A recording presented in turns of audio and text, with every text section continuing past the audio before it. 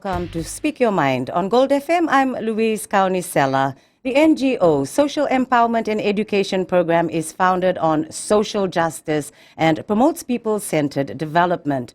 My guests are the research coordinator, Merioni Tavakaturanga, and also the community trainer and My Democracy facilitator, Thema Rokondrendre. Welcome to the both of you to Speak Your Mind.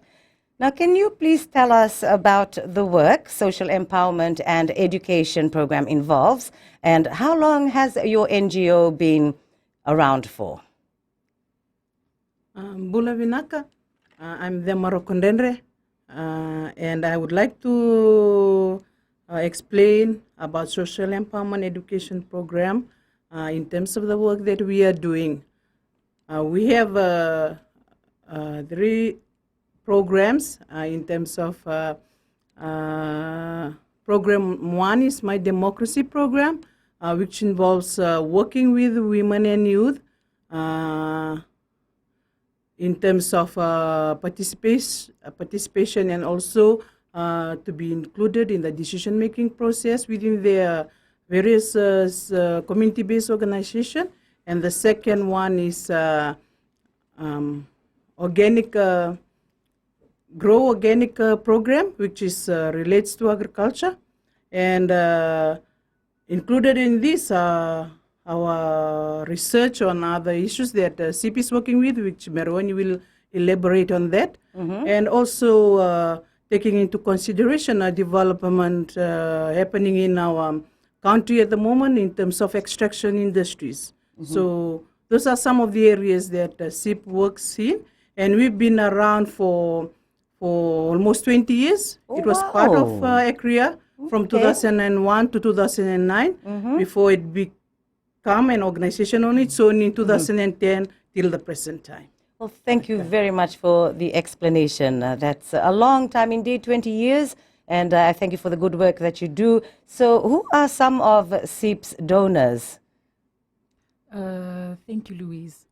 Just briefly, CIP is funded mainly by two major donors. They are German-based, and some of the areas of work that they fund are around social justice, empowerment work, as well as extractive industries. And I think Thema has already explained some of the main areas of work that CIP does. And so some of the main essence of the values that these donors really uphold is around those areas, social justice, empowerment, community empowerment, as well as extractive industries. Yeah, excellent. So how does CIP promote people-centered development? Basically, we work in grassroots communities. So we work across 38 communities, across 9 districts and 4 provinces. And the main essence of the type of community engagement work that we do is, the heart of it all is on democratic processes at the community level. So ensuring that, so whenever we hear the word democracy, it's seen as this word that plastered here and there and seen as, okay, it's associated to good values, for the people, by the people. But in essence, democracy is actually a practical word. So when we go into communities, we also bring in that value into communities, because these are some of the processes that's already happening at the family level. So I'm sure most listeners will also agree that it's conversations, open conversations also happen at the family level. At the community level, we have various development committees, such as the water committee, the committee that looks after any water-related development. We have the Yau Bula committee that looks at conservation or any environment-related work at the committee level, at the community level.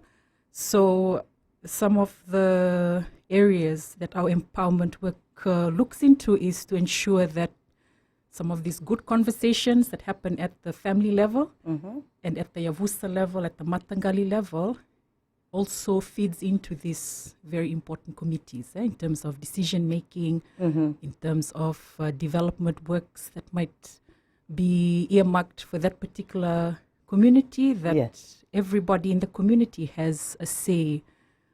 In practice, we assume that people do talk to each other at the community level, but like it's always good to always take it back to our community partners that their participation, their active participation in terms of these conversations are very important. Yes, so you get feedback. Yes. And you also enlighten the communities because they're probably, vulnerable or not as educated. So that's probably your job to teach them about their rights and stuff like that? Can I add on to that, Lois? Sure. It's not that they are not educated. It's just for them to know that they have rights Okay. to say what they want to say, and also to raise their concern on other things that is happening around them. So when we Right. talk about people-centered here, it's about to take people at the heart of any development that is taken place in any area or any community. So they need to consult. They need to include the people in the decision making in terms of participation. They have those that are coming in need to listen to their views and concern on whatever development they want to do in the community. Right. So what SIP always do in terms of empowering community people is that to train them so that they can make informed decision about developments that they want to do in their various community. So you extract that information so that when you do actually go back into the community with assistance or whatever workshop Yes. that you have, Yeah. it's all clear. But we'll be back in a moment on Speak Your Mind, Gold FM, only the classic hits.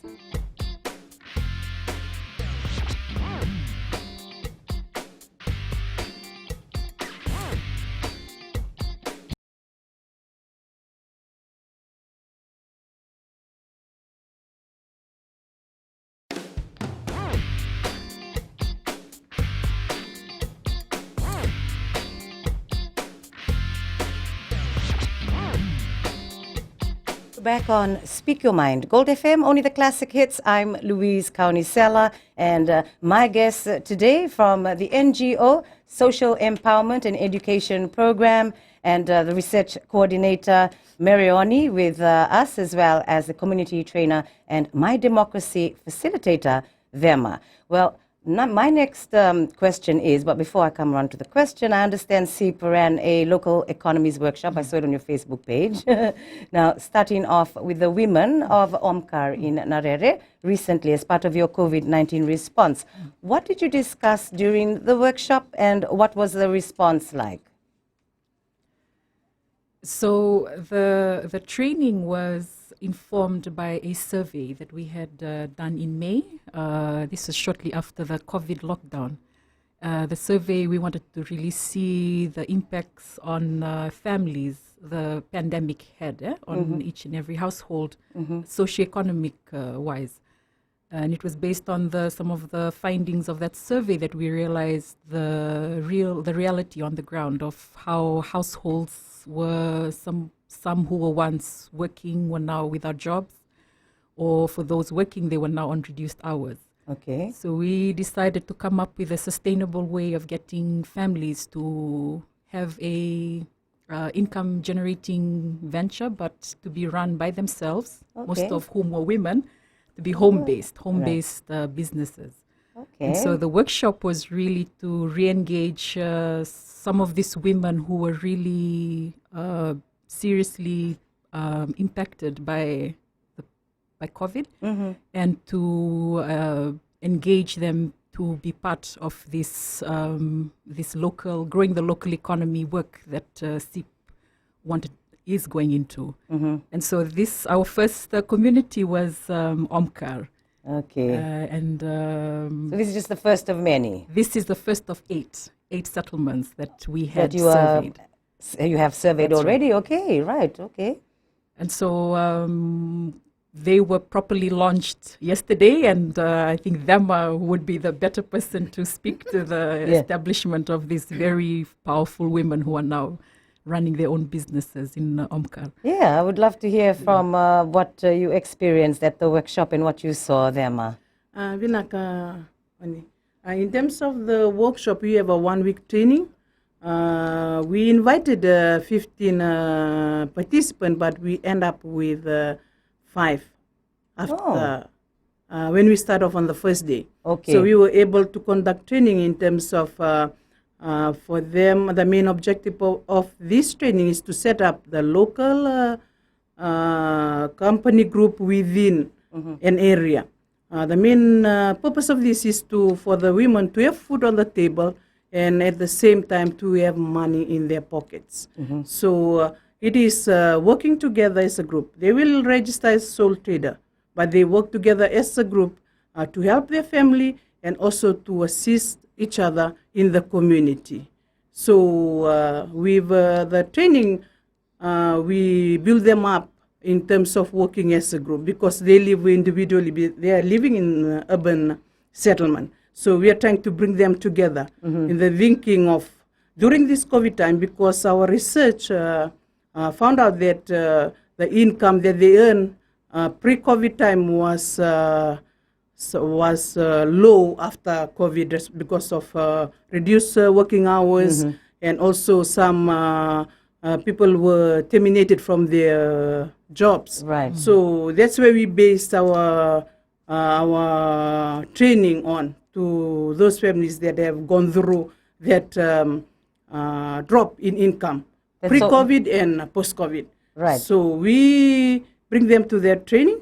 So we have already conducted training, and we basically target this training for them to talk about how they live in their everyday lives in terms of food to eat, and also something to help them, especially the women, Okay. to help them move their family along Okay. in this COVID time. Okay, so tell us about what you taught them, what they can do, like what is a canteen or sell food or something like that. In relation to that, it's a same. The concept is the same as canteen, but for the women to sell from their own homes. Yeah, that's a really good idea. To have 2 to 4 groceries each. So they have to buy Okay. from each other first. Okay. And that does not stop other people living in that community to come and buy. Like they support each other. Yeah, they right? support each So yeah, they that's a support good, each other. But from the amount that they receive fortnightly, like the net sales, we have to have some kind of common fund, percentage-wise of money to be cut off, and this will be like it will be go back to their community, part of it, and also the dividend maybe in December if they want to share as a group, then that's what they will have. But at the same time, they will have some money left after deducted that common fund Right. to look after their family, also to have food on their table. Wow. Yeah. So most of them have like groceries that Yes, they it's can a like grocery. canteen from their shop in their area. Yes. Okay. It's not a canteen Not like really a all of them, canteen. but they sell from their own homes. Okay. Uh-uh. Well, that's good. But we'll talk about it more when we come back on Speak Your Mind, Gold FM, only the classic hits.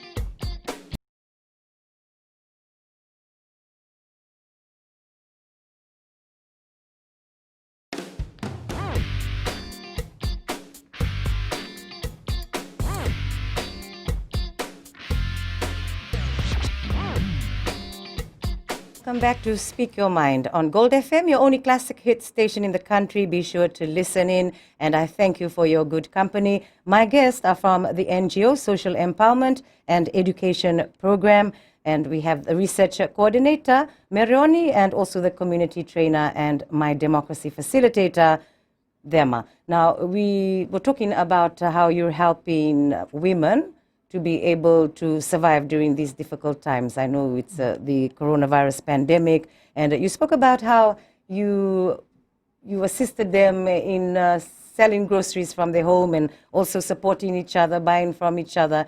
And I was interested to know, do they need to get a license to do this kind of business? They do. Small business? Yeah. Or can they just do it like that because it's COVID-19? They do. So with SEEP, a part of the week-long training is to actually register these women. So, for example, for Omkar, there were 5 women. Each of them were registered under the sole trader licensing, the type of the license that we got for them. And so the week-long training, just to add to what Themma had mentioned, the week-long training it started off with a conscientization process where where we go through a period, the stage for them to consciously know, why is it that you would like to go into this? Is it only as quick funds, or is it because you see the long-term benefits? And so although the licensing is a sole trader form, the agreement is as a collective. And so the business I model. see. Yeah, the business Okay, that's model, how it is, eh? So the Okay. business model that they follow is of a cooperative style. Yeah. Oh. And so they sit together and they agree on what goods that they will sell. And there's a non-negotiable, the main non-negotiable that these women have is they cannot duplicate the goods being sold. So no 2 women will sell the same product. So it also encourages this, the value of non-competition. You are building community in that settlement, meaning you are looking out for one another, especially because they're women. So the security is also one thing that we have in mind when going out to these settlements, but also that these women are looking out for one another. They are buying from each other. So exactly like how a cooperative works. So the Okay. first buyers will be the 5 of them. Right. And then the wider community, wider settlement will also benefit from the sale of the goods that they're selling. So they agree. They actually come up with a list of goods to sell because Okay. who then better to know Yeah. what their settlement will buy than themselves. So Their they come needs. up with a list. Yeah, their so needs. maybe Themma might tell us what did they come up with. What I'm interested to know. Flour, sugar, maybe. Yes, The they have a basics. list of 20 items. Okay. Includes the groceries like sugar, flour, rice, FMF crackers, Sunbell, Yeah. and they have potatoes. Wow, I mean, there's 20. I don't expect you Yeah, to name yeah, them more. those basic, but that's mostly the basic idea, needs. yeah? Yeah, Basically, basic food items. Yeah, I mean, Yeah. this is really good because that's a settlement, Omkar, and that was nice. But the thing is, you invited them, but only 5 turned up, and I don't think that's, they should have made the most of the opportunity, yeah? So, I mean, good, we have this, interview. So, because you have what, another 7 left to do? Yes. Yeah? 7 left to do, so I'm sure you'd like to encourage the listener who may be in the different, do you know the exact areas that you're going to?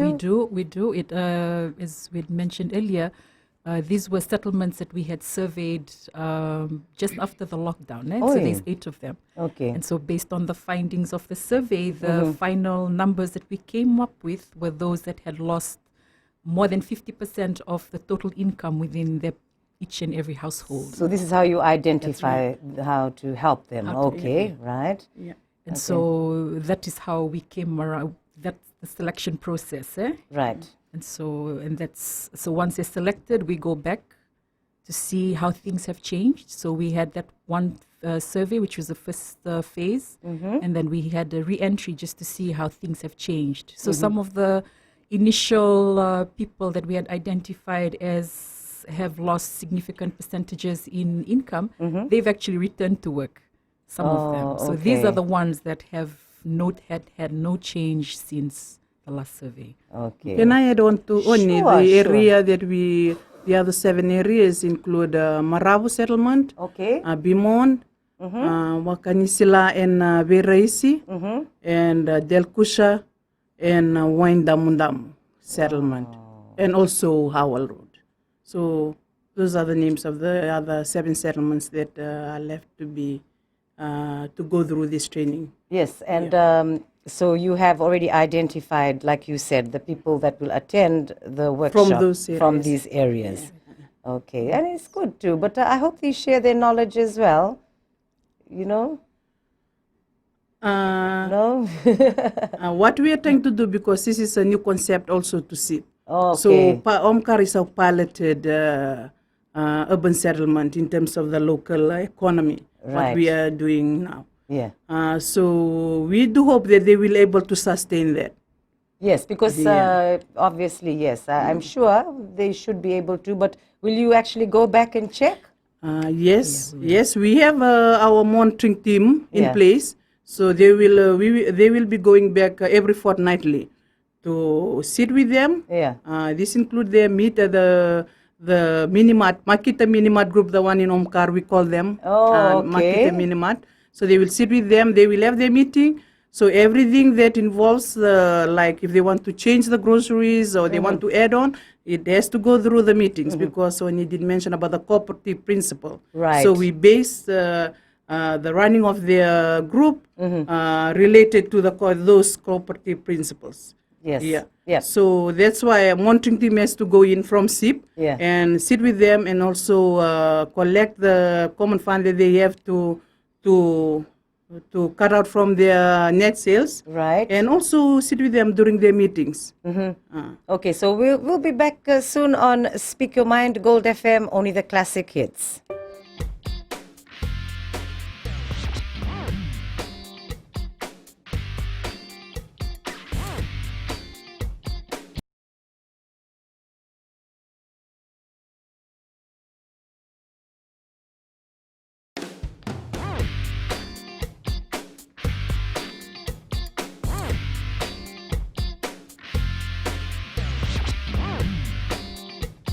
We're back on Speak Your Mind, Gold FM, only the classic hits. Thank you indeed for your good company, and I hope you're enjoying the program and also learning a lot of what SIP is doing. And my guest, of course, the research coordinator, Mereoni, and also the community trainer and my democracy facilitator, Vema. Now, you mentioned it's a pilot project, but just another question. So you provided them with their first stock of groceries to the women of Omkar? Thank you. We provided that the first 3 round of stock to the women in Omkar. Okay, so But the first first round is 100% stock. So when we have our fortnightly meeting, after the next 2 weeks, then we'll top up the amount that needs to be up to 100%. If they sell all, then we have to do another 100% to like for example, a particular grocery. Then if they sold off 50%, then we just need to stock up 50% so that it reach 100%. Yeah, so you're giving them that good boost in the beginning for them to be able to actually Run it on their own. run it on their Their own. Oh, okay. And also we do remind them that the 4th round, they have to do their own restocking. That's where we're going to journey with them. And just to Right. check, no more stocking restock from the organization. Yeah. We just do 3 rounds of stock. Yeah. Then the 4th one, it will be theirs. So during the training, Yeah. we also take them through that process of when they have that net sales, they have to cut off the common fund. But with the money that they have, then they have to think about the 50% to put it aside for the 4th restocking of their groceries. So that's how we train them to prepare them when we exit on the third round, so that they can continue and sustain that project along. I like the idea. I think it's a great idea. And it's the first of 8. So I hope that, they learn a lot and keep it going.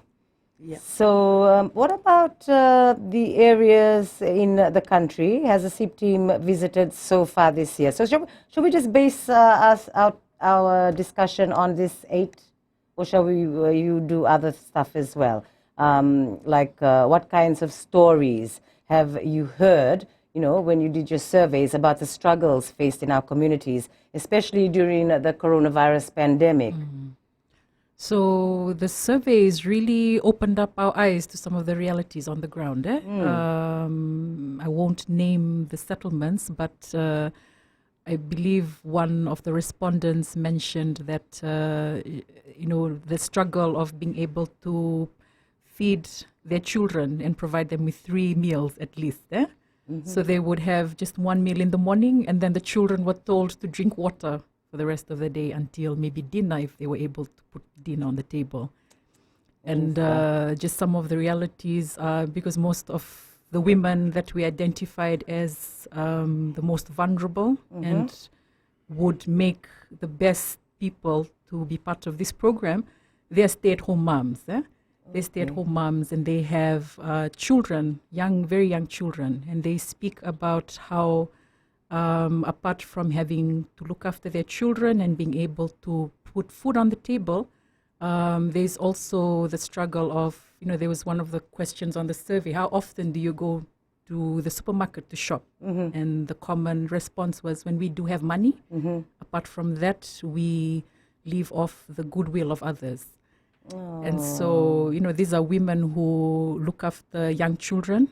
And so the idea of this local economy work is to have women selling from their own homes, the security of their own homes, not having to find money to take them to the nearest supermarket and having to worry about childcare at home. But also they're able to sell food items that not only to sell, but they can also purchase for their own consumption. And they have money set aside for themselves. So the common fund that Demato speaks about is sort of like a reserve/emergency funds that they have access to. So the access to these funds, it's equal access across the board. So it doesn't matter whether you are the woman earning the most from the sales of your goods. The agreement is when the dividend, the common fund, is redistributed, and that decision is made by these women. The access of these funds is done equally across the board. So it doesn't matter how much money you're bringing to the table, each and every woman has equal access. And so we launched in Omkar last night, and we managed to capture some of the stories, some of the real life stories of these women, like going from having no income and suddenly, so this morning when they're awake, they actually have goods in their houses, They must licensed, be so happy. and able to sell and earn without having to leave their homes, and at the same time they're able to care for their children. Yes, and not depend on the goodwill of people all the time. You've given them that opportunity to, be able to support their children. I mean, that's really sad to hear that they have to tell their children to drink water for 2 meals. No, that's really sad. Yes, so maybe Dema, you might like to share with us some stories as well. I just want to add on to Oni. For the local economy one, that's an added work. Added part of work to the work that we are doing in SIP. We have our focus work in terms of our target group are the rural communities. Okay. As Oni already stated that we have 38 communities. 36 is the Itoke community and 2 are Indo-Fijian communities. And we work with 4 provinces, Mbua, Ra, Naitasiri, and Tailevu, and we have 9 districts. Oh, that's a big area. You must be very busy woman. Yes, but in terms of the work that we do, My Democracy program, in terms of My Democracy program, we do work with women and youth and also empower them to be part of the decision-making process. And that's really good. We do recognize the structure that already exists in the community in terms of the Vanua, and we have to transform the mindset of this group so that they can demand and also ask leaders in terms of decision made in relation to development. Okay. Yes. All right. So we'll have to come back to that on Speak Your Mind, Gold FM, only the classic hits.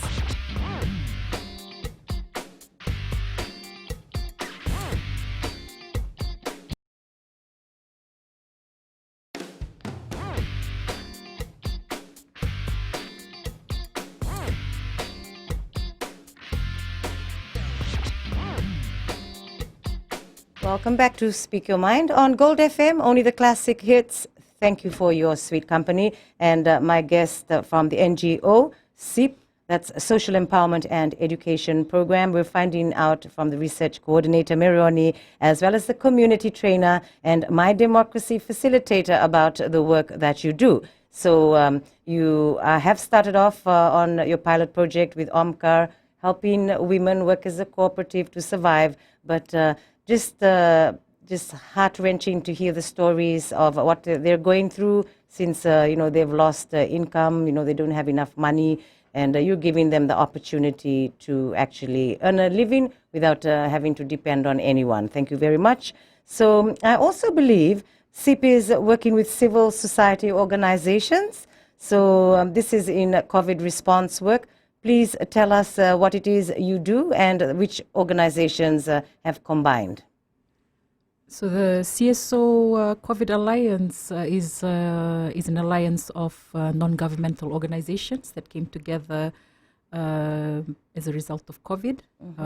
The main aim was to provide humanitarian response to the different stakeholders or communities that we work with, but to do it in a more unified, collaborative way. The CSO Alliance is made up of 7 non-governmental organizations. Okay. There's the Crisis Center, FWRM, CCF, SEEP, RPF, FemLink, and Friends. Okay. And so some of and I'm sure the media would have already picked up on it, that more recently there's a resource center opened in Nandi. So the resource center is a physical space, a more centrally located physical space where people who have been directly impacted by COVID can go to for assistance. And so this center provides counseling assistance, legal assistance, legal help, as well as income generating programs that people who have lost jobs, if they would like to know about some of the programs that the center provides, they are doing that right now. And so do you have many people that have visited the center? We have. Although the center is located in Nandi, the main idea of opening it in Nandi, it's actually a collaborative effort between the Alliance and TISI Sangam. Okay. And so the idea is to have all these services provided from one center, and because the tourism sector is one of the biggest sector directly affected by COVID, it only made sense to have the center in Nandi. Yeah? Okay, so what are your findings so far in the civil society organizations' COVID response work?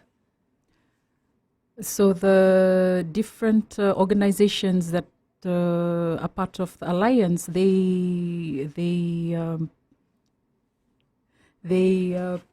have had they've had 4 press conferences so far responding to some of the real issues coming from the ground.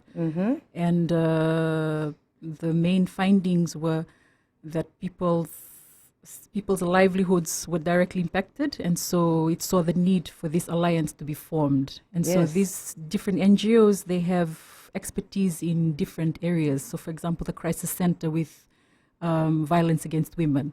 And so in terms of counseling on women because also statistics have shown that as a result of the pandemic, the stats on violence against women have risen. Yes. And so although the alliance seems like a collective, we also feed off the different organizations that make up the alliance. They provide that level of expertise, whether it be counseling or legal assistance. FWRM, they also provide that area of especially in terms of access to justice work. With SEEP, with our work in communities, although we are working in informal settlements that are more urban-based, we still refer back to our communities just to make sure that they're okay, and that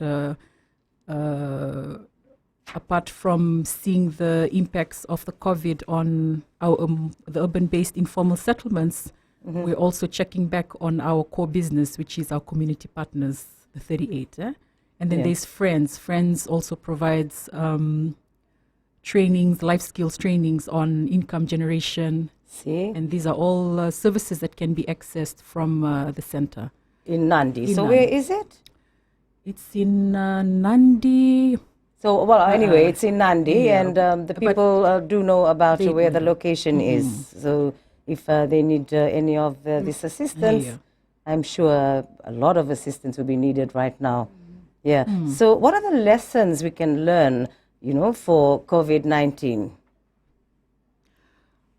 I think just based on our work at SEEP, I think some of the direct lessons that we've learned is despite the issues and the impacts on the ground, like we were taken aback by the survey that we had done for the informal settlements.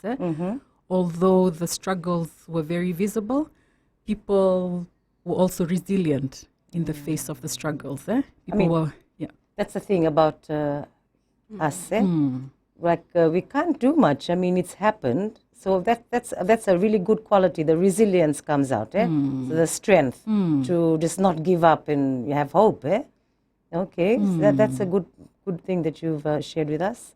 And The resilience and, we also saw the gaps, the gaps that are there in terms of, for example, for those who have now lost their jobs, those who have lost their sources of income, in the safety net, what can they fall back on? So, the resilience part is quite strong because although they have no income in terms of from their formal work, they found other ways, or they would actively go out on a daily basis to seek out ways of earning an income. yeah, I've seen a lot of people selling food. I mean, even for Suva, but I know that the West is much worse, especially Nandi, because of tourism. And so, I mean, they're trying to find, they have the Vought City where some of them go sell food there. Okay, so we have to end right now, the program. It's just, the time has just flown. But is there maybe a last very quick message from you two before we finish off on, just encouraging a person whose life has been affected by the coronavirus pandemic? Maybe some advice, very quickly. Vinaka, for those members and also the people of Fiji in terms of the new normal that we are going through, and also being able to go through this COVID-19 crisis, it's not, I can say it's not the end of the world, because we have other things to do in terms, we have land in the rural areas, yes. Families are now going back to their villages and communities. They have land to plant, and also at the same time have relatives and friends, and also families that that will able to assist them in terms of what we call in Itoki to move along in this time. And we do believe that we, as a Fijian citizen, we can survive. We can survive in the during this time, and also we have other ways that we can, or assistance that we can have access to, that will help us to move forward, and also to help our family during this time. Yes, Adema, that was a beautiful message. Thank you very much. Very encouraging indeed. And just lastly, very quickly from our friend. Naka, Luis, just to end, I think I'll add on to what Adema had mentioned. I think during this COVID, it not only has taught us to be resilient, but it has also taught us to be forward-looking and forward-thinking. Despite the challenges, we are also very innovative, and we will see this through. Yes. Yes, I mean, like you said, you have access to assistance. So make the most of it. Open your ears, your eyes, and go for it. But that's it from us on Speak Your Mind, Gold FM, only the classic hits. Until next week, I hope you enjoyed the program. Nisamo Demanda, but please do look after yourself. But most importantly, look out for each other during these difficult times. Bye for now.